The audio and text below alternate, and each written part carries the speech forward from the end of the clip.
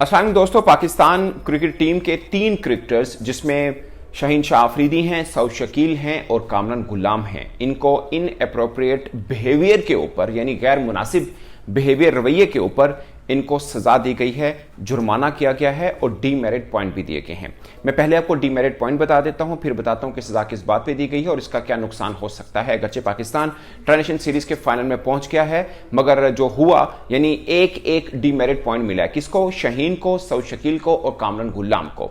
Level 1 का offence था क्योंकि इनके पिछले 24 माह में आईसीसी का रूल ये होता है कि 24 मंथ में आपका कोई अपने ऑफेंस पहले किया तो नहीं, यानी कोई आपको जुर्माना या कोई इस तरह की गैर मुनासिब रवैया आपने अपनाया हो, अगर हुआ हो तो फिर लेवल 2 का ऑफेंस भी लग सकता है। बट अब लेवल 1 का ऑफेंस लगा था। 24 माह के गैप के अंदर तीनों पाकिस्तानी क्रिकेटर का कोई और ऑफेंस था नहीं, इसलिए लेवल 1 का ऑफेंस लगा और एक डीमेरिट पॉइंट मिला उनको। अगर 4 डीमेरिट पॉइंट मिल जाए तो आपको एक टेस्ट मैच या 2 वनडे मैच के ऊपर उसकी पाबंदी लग सकती है, नहीं लग जाती है आपको। अब अगर इन तीनों में से कोई क्रिकेटर और कोई ऑफेंस करता है, कभी भी करता है 24 माह के अंदर अंदर, तो लेवल 2 का भी इनके ऊपर हो सकता है, जिसमें 3 पॉइंट भी आ सकते हैं, 4 पॉइंट भी आ सकते हैं। अगर ऐसा होता है तो 2 वनडे मैच के ऊपर बैन लग जाएगा उनके ऊपर, जो कि ऑफ कोर्स पाकिस्तान टीम कभी भी नहीं चाहेगी, क्योंकि कामरान गुलाम, सऊद शकील और शाहीन शाह अफरीदी तीनों अहम पिलर हैं टीम पाकिस्तान के। तो अब इन्हें अपने रवैये के एतबार से बड़ा मुहतात होना पड़ेगा, खासकर शाहीन शाह अफरीदी, क्योंकि फास्ट बॉलर हैं, फास्ट बॉलर में एग्रेशन होता है। मगर इनके लिए एक अजीब सीन है पाकिस्तानी क्रिकेटर के लिए, इन पर तो इल्जाम ये आता है कि ये बड़े मम्मी डैडी क्रिकेट खेलते हैं, ये एग्रेशन नहीं दिखाते। अब दिखाया, जुर्माना हो गया है। तो हुआ क्या, 28th ओवर था जब मैथ्यू ब्रिड्सके को वो रन ले रहे थे, तो शाहीन शाह अफरीदी उनके रास्ते में आए, फिजिकल इंटरेक्शन हुआ। तो आईसीसी के रूल के मुताबिक आप किसी भी क्रिकेटर को, किसी भी मैच ऑफिशियल को, किसी भी रेफरी को, इवन के स्पेक्टेटर यानी क्रिकेट फैन के साथ भी आप फिजिकल नहीं इंटरेक्ट कर सकते हैं। तो शाहीन शाह अफरीदी ने ब्रिड्सके के साथ किया। इसके ऊपर शाहीन शाह अफरीदी ने प्रेस कॉन्फ्रेंस में, मैंने उनसे सवाल भी पूछा, उन्होंने क्या जवाब दिया उसके ऊपर हम बाद में आएंगे, बट ये हुआ 28th ओवर के अंदर। उसके बाद फिर ब्रिड्सके की तरफ और शाहीन शाह के बीच एक हीटेड मोमेंट भी हुआ, जिसके बारे में शाहीन अफरीदी ने जो बोला मैं आपको बताऊंगा। दूसरा पहलू हुआ 1 ओवर के बाद 29th ओवर में, जब बुमा जो कि कप्तान है साउथ अफ्रीका टीम के, उस पर एग्रेशन शो किया सऊद शकील ने, जिनकी थ्रो से वो रन आउट हुए थे, और कामरान गुलाम ने। आईसीसी ने यह कहा है कि दोनों ने बहुत क्लोज आकर अपना गुस्सा दिखाया था, खासकर कामरान गुलाम तो बिल्कुल उनके पास आके यूं किया था।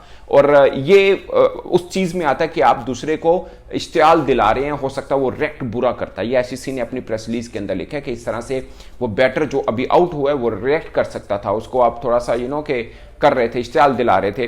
तो ये एक ऑफेंस के अंदर आता है और इनको भी एक डीमेरिट पॉइंट मिला है। शाहीन शाह अफरीदी के 25% मैच फीस कटेगी, जबकि इन 2 फील्डर की 10% मैच फीस कटेगी। दोस्तों, आपके नजर में ये कल मैच में हुआ बस वही है, मगर कहानी कहीं और से शुरू होती है। कहानी शुरू होती है साउथ अफ्रीका से, जब पाकिस्तान टीम वहां पे टूर कर रही थी और ज्यादा इश्तियाल दिलाने वाले हैं क्लासन। आपको क्लासन है, आपको याद होगा मोल्डर ने साउथ अफ्रीका के अंदर भी पाकिस्तान जब टेस्ट खेल रहा था, मोल्डर ने बाबर आजम के साथ बदतमीजी की थी, उस वक्त बाबर आजम ने रिएक्ट किया था। अब फिर जब बाबर आजम आउट हुए थे, मोल्डर उनके बिल्कुल करीब आए थे, अगरचे उन्होंने कुछ कहा नहीं, बस आंखें आई कांटेक्ट किया था, इसलिए मोल्डर को जुर्माना नहीं हुआ अभी तक। बट इधर भी मोल्डर ने वही किया जो वहां पे कर रहा था, मगर वहां पे तो उन्होंने बॉल भी थ्रो की थी, बाबर को लगी भी थी। और इसके अलावा क्लासन कीपिंग करते थे, उस वक्त वो पाकिस्तानी क्रिकेटर को तंग कर रहे थे।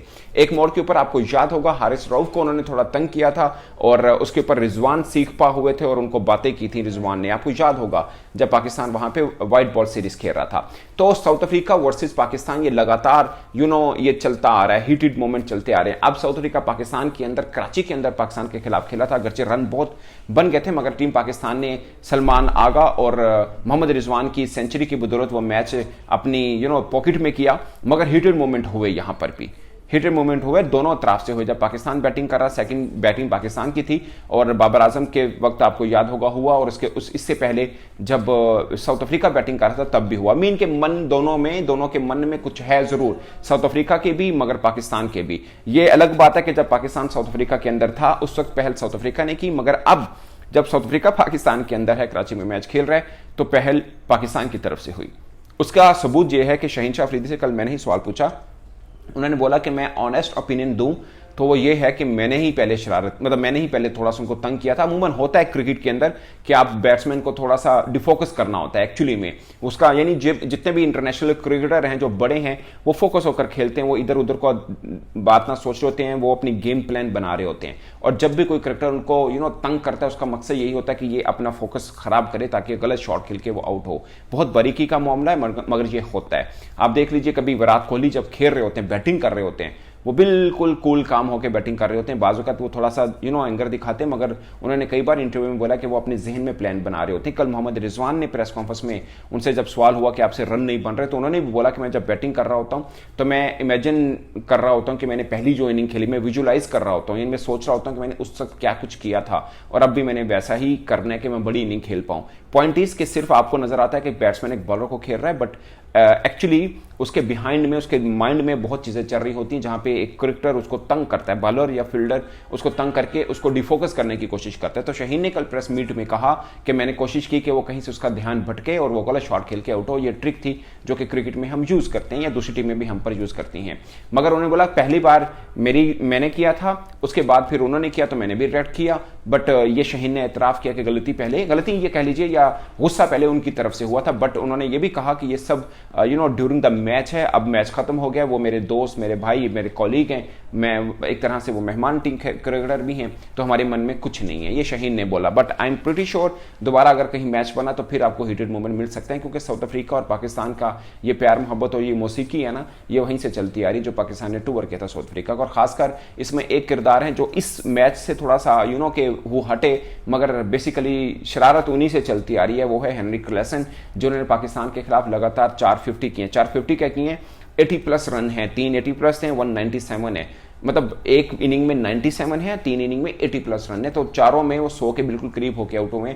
इसमें कोई शक नहीं, वो इस वक्त वर्ल्ड क्रिकेट के मिडल ऑर्डर में सबसे बढ़िया बल्लेबाज हैं, इसमें कोई शक नहीं है। और ये बात मैं नहीं कह रहा, ये बात मोहम्मद रिजवान जो कि टीम पाकिस्तान के कप्तान है, उन्होंने साउथ अफ्रीका में भी कही कि इस वक्त वर्ल्ड क्रिकेट में जितना अच्छा स्पिनर को वो खेलते हैं और मिडिल ऑर्डर में जितने अच्छे वो बल्लेबाज हैं कोई नहीं है। और ये नहीं है कि वो पाकिस्तान के बॉलर्स की धुलाई कर रहे हैं।